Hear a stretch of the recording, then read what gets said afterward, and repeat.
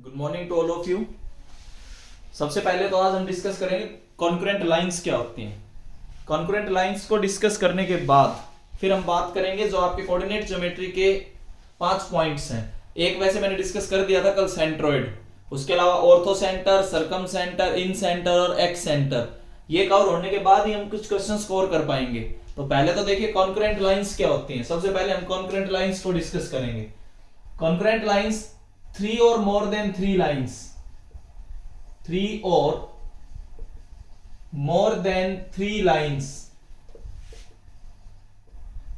passing through a same point, 3 or more than 3 lines passing through a same point। अगर same point से 3 या 3 से ज्यादा line पास होती हैं then lines are concurrent and the point of intersection is known as the point of concurrency। 3 or more than 3 lines अगर एक ही पॉइंट से पास होती हैं तो वो लाइंस कॉन्करेंट कहलाती हैं और उनका पॉइंट ऑफ इंटरसेक्शन आपका पॉइंट ऑफ कॉन्करेंसी कहलाएगा। जैसे अगर आप डायग्राम बनाओ तो ये 3 लाइन अगर सेम ही पॉइंट से पास होती हैं, जरूरी नहीं ना कि 3 लाइन सेम पॉइंट से पास हो, लेकिन अगर 3 या 3 से ज्यादा लाइन जैसे L1, ये L2, ये L3, ये आपके पास पॉइंट ऑफ कॉन्करेंसी रहेगा। वो पॉइंट ऑफ इंटरसेक्शन जहां से 3 या 3 से ज्यादा लाइन पास होती हैं वो पॉइंट ऑफ कॉन्करेंसी कहलाता है। ठीक है, 3 या 3 से ज्यादा लाइन होनी चाहिए, ध्यान रखना, क्योंकि 2 लाइन तो एक ही पॉइंट ऑफ इंटरसेक्शन देते हैं। कभी 2 के लिए सोचोगे सर 2 के लिए क्यों नहीं बोला आपने, 3 या 3 से ज्यादा लाइन क्यों बोली है? क्योंकि अगर आप 2 के लिए बोलोगे तो 2 तो हमेशा अगर इंटरसेक्टिंग लाइंस हैं, अगर 2 इंटरसेक्टिंग लाइंस हैं तो इसका मतलब वो हमेशा आपके एक ही पॉइंट पे इंटरसेक्ट करेंगे, ये ध्यान रखना।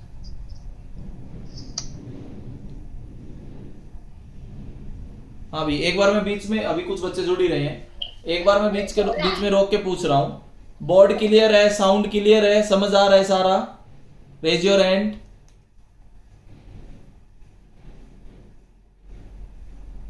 ओके ओके, ठीक है, हम आगे बात करते हैं। ठीक है ठीक है ठीक है, अब हम आगे चलते हैं। देखिए कॉन्करेंट लाइंस की डेफिनेशन हमने क्लियर कर दी। ठीक है, इसके बाद अब हम अपने कोऑर्डिनेट ज्योमेट्री के पार्ट्स पे बढ़ते हैं। कोऑर्डिनेट ज्योमेट्री में एक पार्ट तो मैं कवर कर चुका हूं, कल अच्छा खासा मैंने आपको सेंट्रोइड बताया था, लेकिन हम और भी आगे बढ़ेंगे। अभी देखो कोऑर्डिनेट ज्योमेट्री सीखने को बहुत कुछ है। +1 +2 आईआईटी का भी मेन टॉपिक आता है कोऑर्डिनेट ज्योमेट्री, इसीलिए मैं इसको 9th में, 10th में, 9th में भी करवा चुका हूं। 10th में और अच्छे से कवर करेंगे, स्लोप वगैरह सब कंसेप्ट आपको यहीं क्लियर करेंगे। ठीक है, फिलहाल हम क्या बात करेंगे? सबसे पहला हम लेके चलेंगे इन सेंटर। इन सेंटर के बारे में बात करेंगे। जितने भी टर्म्स मैं लिख रहा हूं सारे ट्राइंगल से रिलेटेड है, ध्यान रखना। ठीक है, इन सेंटर का मतलब आपने एक एंगल बाइसेक्टर पढ़ा होगा।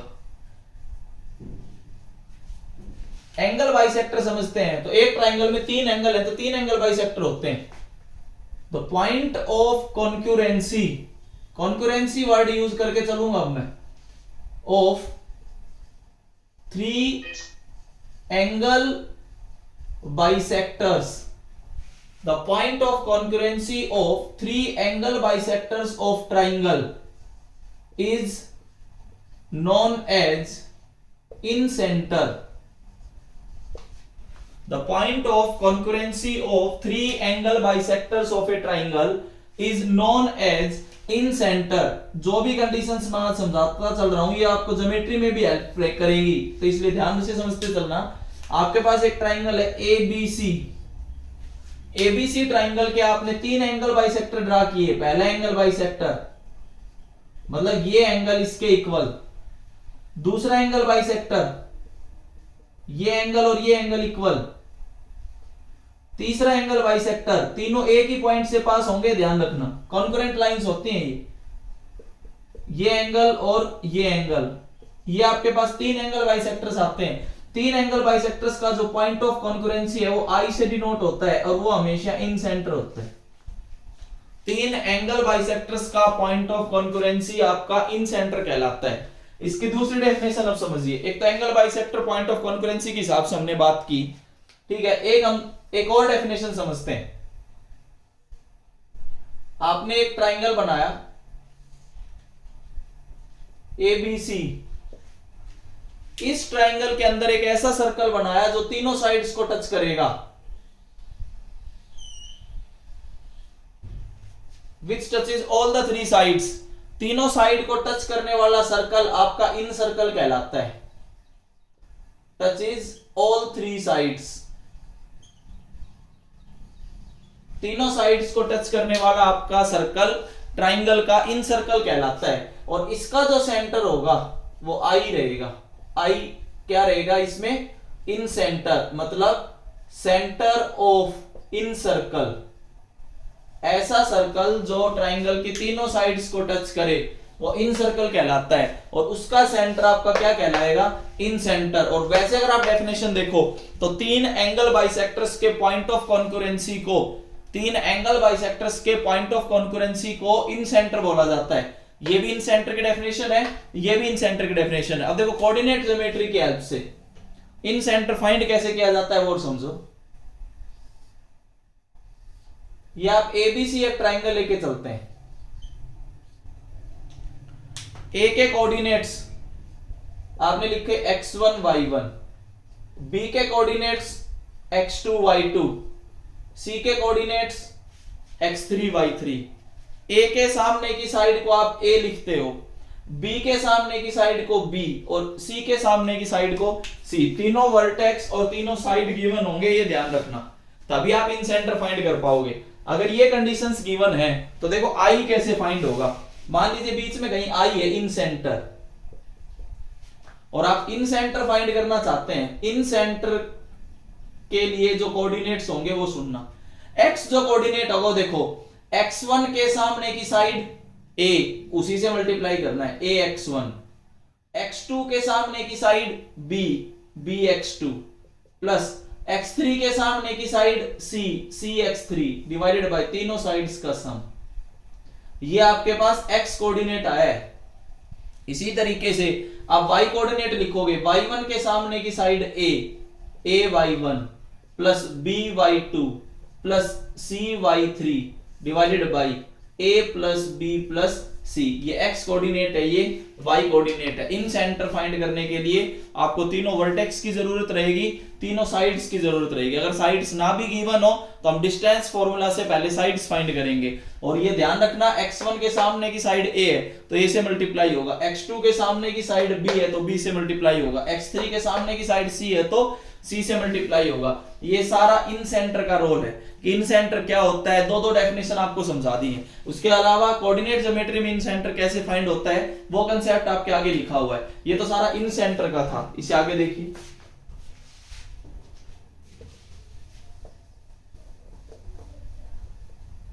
इन सेंटर के केस में एक रिजल्ट और बता देता हूं, ये जो ज्योमेट्री में भी यूज होता है, यहां भी हो सकता है कोई क्वेश्चन आपका ऐसा मिल जाए। इन सेंटर के केस में एक रिजल्ट और समझना। ABC आपके पास कोई ट्राइंगल है, आपने यहां पे एक इन सर्कल बना दिया,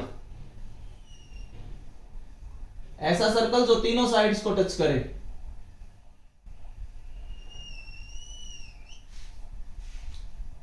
और A के सामने की साइड को आपने लिखा A, B के सामने की साइड को B और C के सामने की साइड को C। इस इन सर्कल की रेडियस R है। अब हम क्या करेंगे, semi perimeter of triangle find करेंगे, A plus B plus C divided by 2। अगर कोई आपसे ये पूछे area of triangle ABC that is equal to R into S, ये याद रखना, इंपॉर्टेंट रिजल्ट है। ज्योमेट्री में भी काम आएगा, कोऑर्डिनेट ज्योमेट्री में भी काम आएगा, इंपॉर्टेंट करके आप मार्क करना। इन सर्कल के केस में, इन सर्कल के केस में अगर आप एरिया ऑफ ट्राइंगल ABC की बात करेंगे तो आपके पास आएगा R into S। R into S आपके पास इन सर्कल का रहेगा, ठीक है। ये सारा अभी तक मैंने केवल इन सर्कल के बारे में बात की, इन सेंटर के बारे में बात की है। रिजल्ट जरूर याद रखना, ठीक है। इसके बाद हम और आगे करते हैं। अब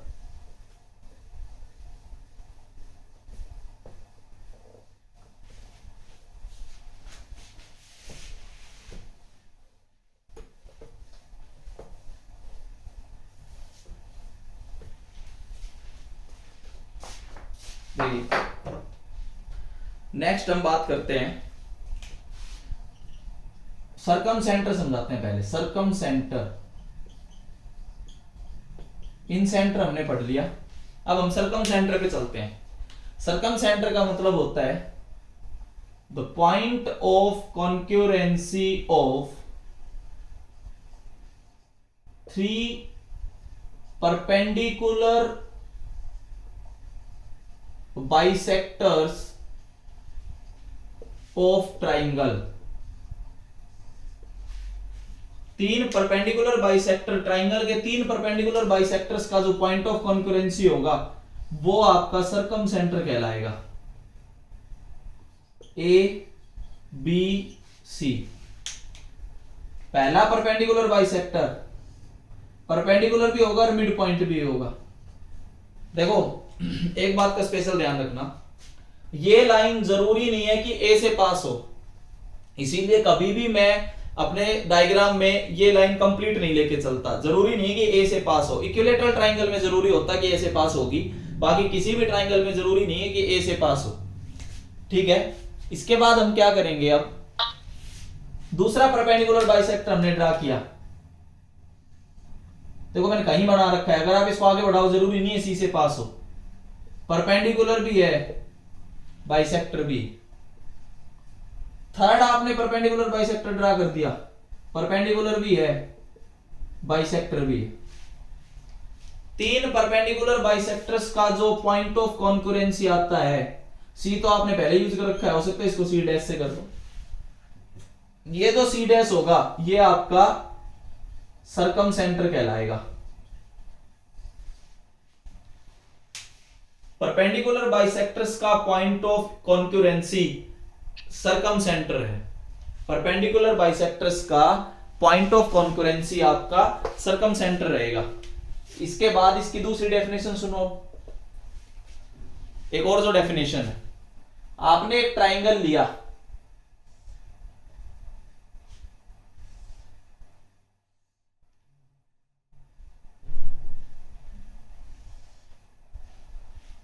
इस ट्राइंगल के तीनों वर्टिसेस से पास होने वाला सर्कल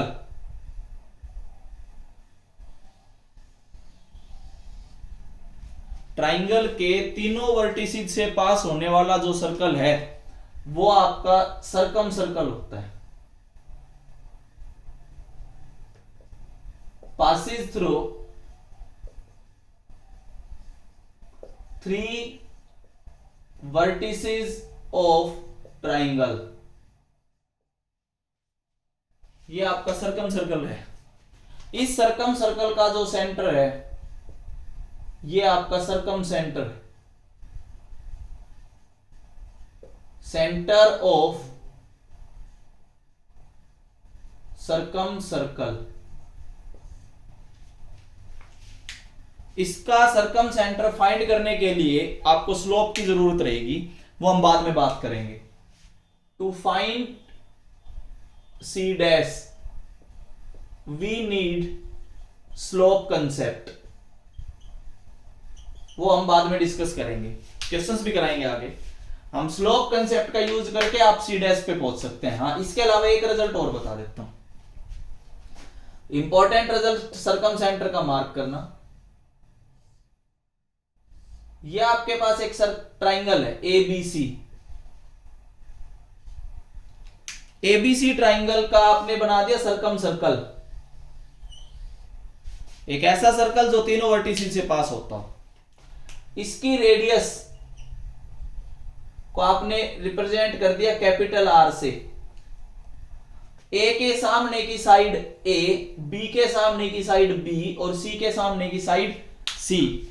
अगर आप एरिया ऑफ ट्राइंगल एबीसी लिखना चाहो तो तीनों साइड्स का product a into B into C divided by 4 times of radius ABC divided by 4r, ये याद रखना।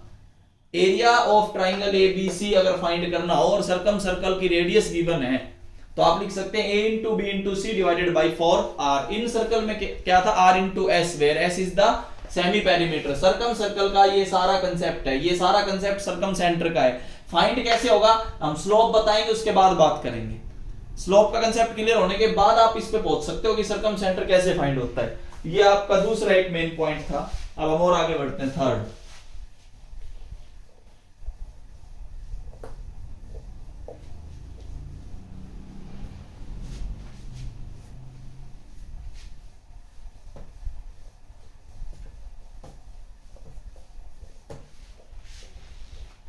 थर्ड कंसेप्ट पे हम बात करेंगे। थर्ड हमारे पास रहता है एक्स सेंटर। ये ध्यान से समझना, एक ट्राइंगल हैज 3 एक्स सेंटर्स। एक ट्राइंगल के 3 एक्स सेंटर होते हैं। ए ट्राइंगल हैज 3 एक्स सेंटर्स। कैसे होंगे वो सुनो। पहला, फर्स्ट केस होता क्या है, मैं अभी डायग्राम में समझाता हूं।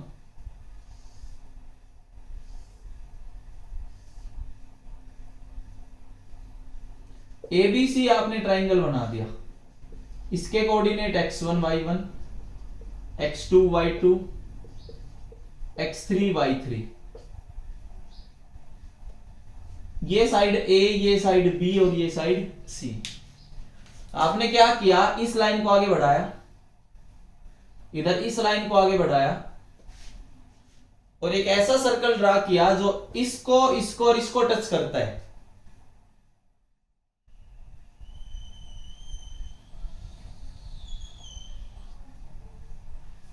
ये सर्कल आपका एक्स सर्कल कहलाएगा। पहला एक्स सर्कल, ये सर्कल आपका एक्स सर्कल है, फर्स्ट एक्स सर्कल है। आपको ये एक्स सेंटर की डेफिनेशन क्या होगी, जैसे आपने अभी औरों में समझाया, तो इसमें भी क्लियर करना चाहिए ना कि एक्स सेंटर होता क्या है। तो आपको 2 एक्सटर्नल एंगल्स नजर आ रहे होंगे, उनके दोनों के एंगल बाइसेक्टर ड्रा कर दो।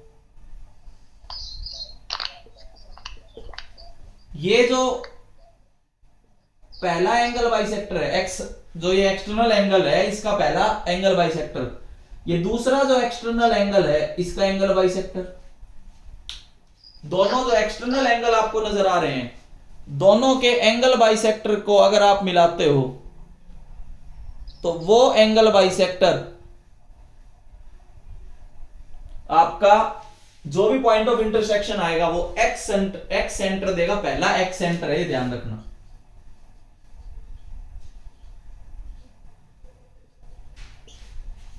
ये आपके पास एक्स सेंटर है। डेफिनेशन क्लियर होगी कि 2 एक्सटर्नल एंगल्स आपको नजर आएंगे साइड को प्रोड्यूस करने पे। एक ऐसा सर्कल ड्रा कीजिए जो इस प्रोड्यूस्ड साइड को, इस साइड को और इस गिवन साइड को टच करे। ऐसा सर्कल एक्स सर्कल कहलाएगा। सेंटर कैसे डिनोट हो, जो 2 एक्सटर्नल एंगल्स आपको नजर आ रहे थे साइड प्रोड्यूस करने पे, दोनों के एंगल बाइसेक्टर ड्रा कर दो और एंगल बाइसेक्टर का पॉइंट ऑफ इंटरसेक्शन आपका एक्स सेंटर आएगा। ये पहला एक्स सेंटर है।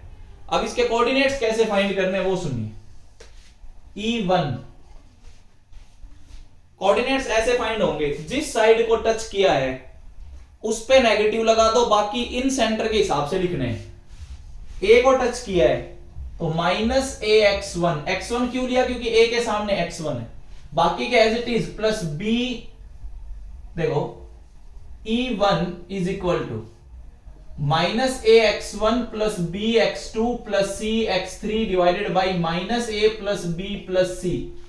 जिस साइड को वो टच करेगा सर्कल गिवन साइड में से, उस पे माइनस साइन आ जाएगा। बाकी एज इट इज जो आपने इन सेंटर का केस पढ़ा है। इसी तरह y coordinate -a(y1) plus b(y2) plus c(y3) divided by -a plus b plus c। Similarly देखो, हम बार बार अब नहीं बनाएंगे इसको। सिमिलरली अदर 2 केस, बाकी के जो 2 केसेस हैं उनको सुनिए। एक बार हो सकता है वो बी साइड को टच करे, एक बार हो सकता है सी साइड को टच करे। तो सेकंड जो एक्स सेंटर आएगा उसके कोऑर्डिनेट्स ये आएंगे ax1 minus bx2 plus cx3 divided by a minus b plus c। ay1 minus by2 plus cy3 divided by a minus b plus c। ये वो है तब वो b को टच कर रहा है। E3 अगर वो सी साइड को टच करे तो बाकी की दो साइड्स बढ़ा दोगे, तो ax1 plus bx2 minus cx3 divided by a plus b minus c। ऐसे ही ay1 by2 minus cy3 a plus B minus C. एक ट्राइंगल के 3 एक्स सेंटर्स होते हैं। एक्स सेंटर की डेफिनेशन क्या होती है, फाइंड कैसे करना है, ये सब मैंने आपको इसमें क्लियर किया है। एक बार मैं बीच में रोक के पूछना चाहूंगा, मैंने अभी तक incentre, circumcentre, excentre clear किया है। जिस जिसको समझ आया रेज योर हैंड।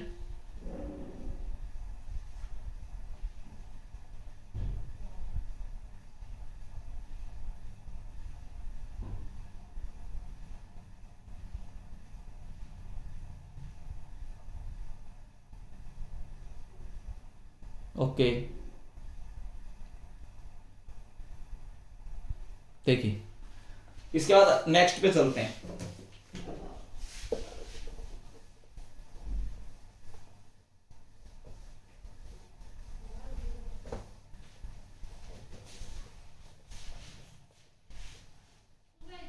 नेक्स्ट हम आगे बात करेंगे।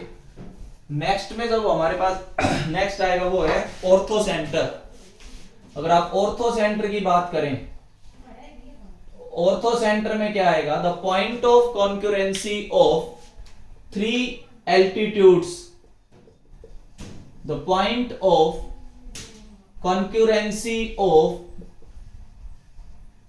3 एल्टीट्यूड्स, 3 एल्टीट्यूड्स के पॉइंट ऑफ कॉन्क्यूरेंसी को ऑर्थो सेंटर बोला गया।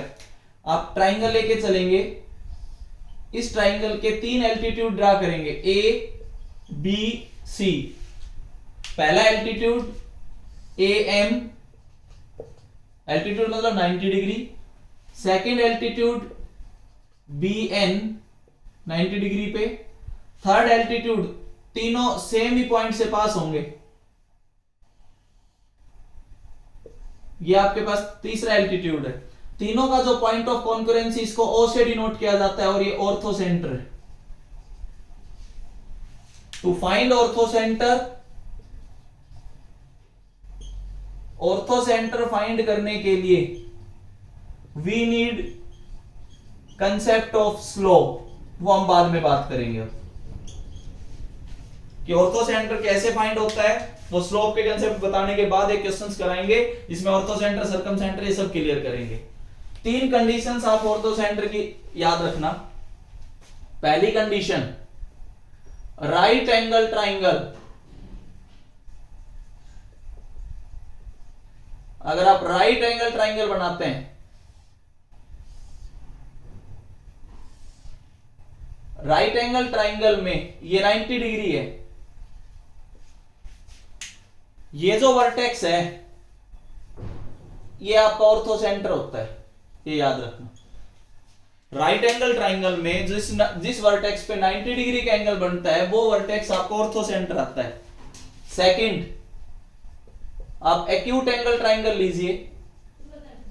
Acute angle triangle, acute angle triangle में ऑर्थो सेंटर, जो अभी आपको ये पहले डायग्राम में क्लियर भी किया है, orthocentre O lies inside the triangle, triangle के अंदर लाई करेगा। In acute angle triangle orthocentre आपका ट्राइंगल के अंदर लाई करेगा। थर्ड केस में इधर बनाता हूं, ऑब्ट्यूज एंगल ट्राइंगल। अगर आप ऑब्ट्यूज एंगल ट्राइंगल बनाते हैं, ऑब्ट्यूज एंगल ट्राइंगल में अगर आप एल्टीट्यूड्स बनाने की कोशिश करोगे तो देखो इस वर्टेक्स के सामने वाली साइड पे अगर आप एल्टीट्यूड ड्रा करोगे तो ये एल्टीट्यूड ये बाहर आएगा और यही आपको ऑर्थो सेंटर देगा। Ortho centre lies outside the triangle, ortho centre lies outside the triangle. यहां पे जो ऑर्थो सेंटर है वो ट्राइंगल से बाहर है। Ortho centre lies outside the triangle.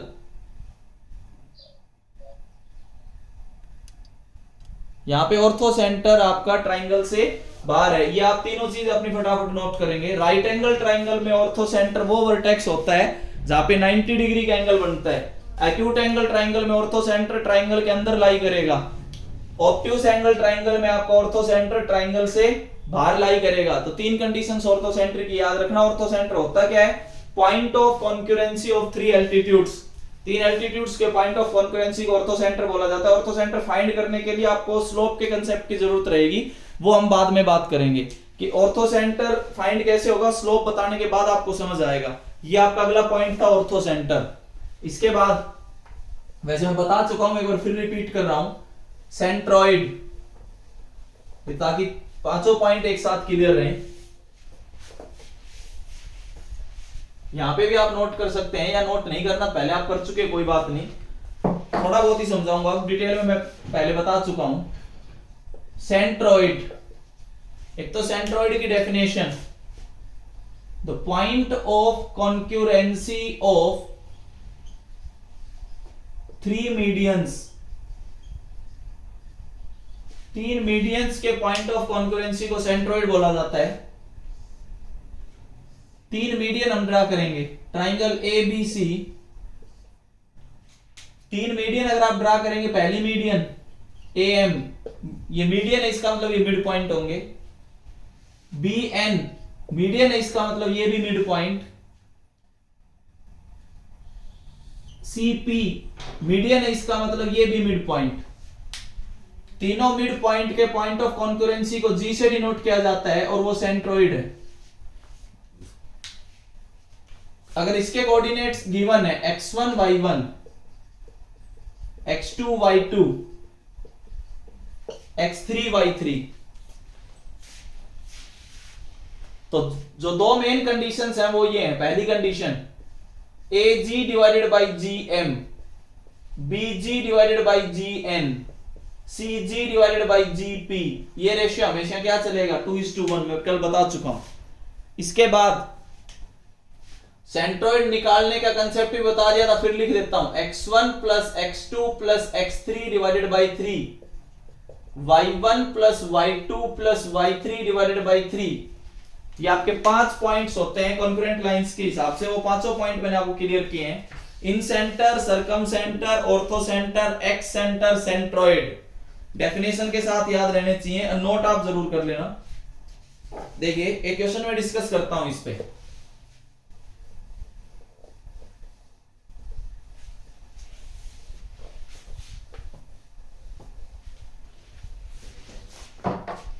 एक क्वेश्चन ये है, the ortho centre of triangle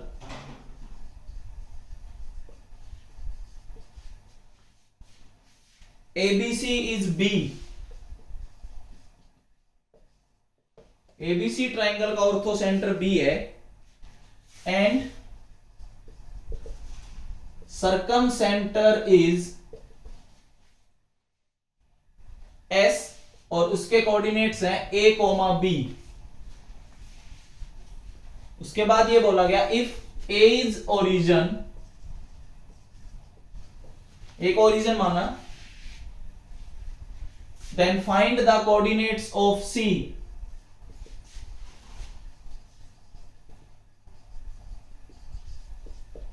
C के कोऑर्डिनेट्स बताने, देखिए कैसे करना है।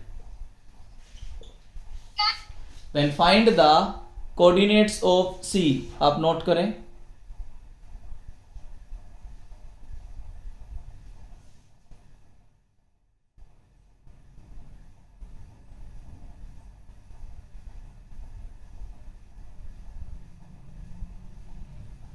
देखिए करना कैसे,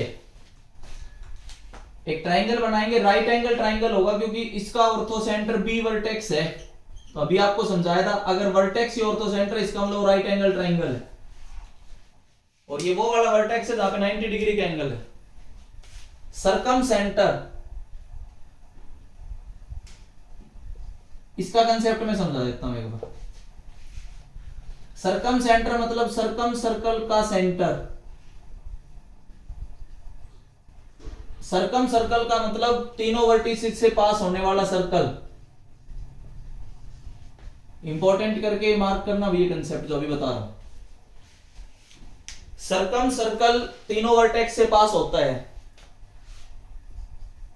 एंगल बी जो है वो 90 डिग्री है, तो दिस इंप्लाइज, आपने सर्कल में आगे पढ़ोगे कि जब भी 90 डिग्री का एंगल कोई कोड बनाती है तो वो कोड डायमीटर है, तो this implies AC must be diameter, ये ध्यान रखना, AC मस्ट बी डायमीटर। क्यों? अगर ये एंगल 90 है तो इसका मतलब केवल और केवल डायमीटर ही ऐसी कोड है जो सर्कल के ऊपर 90 डिग्री का एंगल बना सकती है। या फिर दूसरा आप ये याद रख सकते हैं, angle in semi circle is always 90 degree, semi circle में एंगल हमेशा 90 डिग्री होता है। तो अगर ये 90 डिग्री का एंगल है तो इसका मतलब AC डायमीटर है। अगर AC डायमीटर है तो mid point of diameter is centre, तो this implies SA, B circumcentre. इसका मतलब जो S है A, B is mid point of AC, वो AC का मिड पॉइंट होगा। और क्वेश्चन को अगर आप ध्यान से पढ़ो तो A के कोऑर्डिनेट्स हैं 0 0 ओरिजिन, C के फाइंड करने, इसको मैं मान लेता हूं अल्फा बीटा। ये कंसेप्ट आप याद रखना। ये आपके पास एक कंडीशन आ गई, A तो आ गया 0 0, C के अल्फा बीटा हमें फाइंड करने हैं, बीच में कहीं सर्कम सेंटर था A, B। अब ये कंसेप्ट जो मैं अभी बता रहा था इसके हिसाब से तो ये मिड पॉइंट होगा। अगर ये मिड पॉइंट है तो अगर आप मिड पॉइंट फॉर्मूला लगाते हैं तो 0 plus alpha by 2 is equal to A, 0 plus beta by 2 is equal to B। Alpha की बात करें तो 2A, बीटा की बात करें तो 2B। इसका मतलब जो C के कोऑर्डिनेट्स हैं उसका आंसर ये आएगा 2A, 2B। ये आपके पास ऑर्थो सेंटर सर्कम सेंटर के रिगार्डिंग एक क्वेश्चन मैंने समझाया है। इसे आगे हम कल डिस्कस करेंगे। Thank you.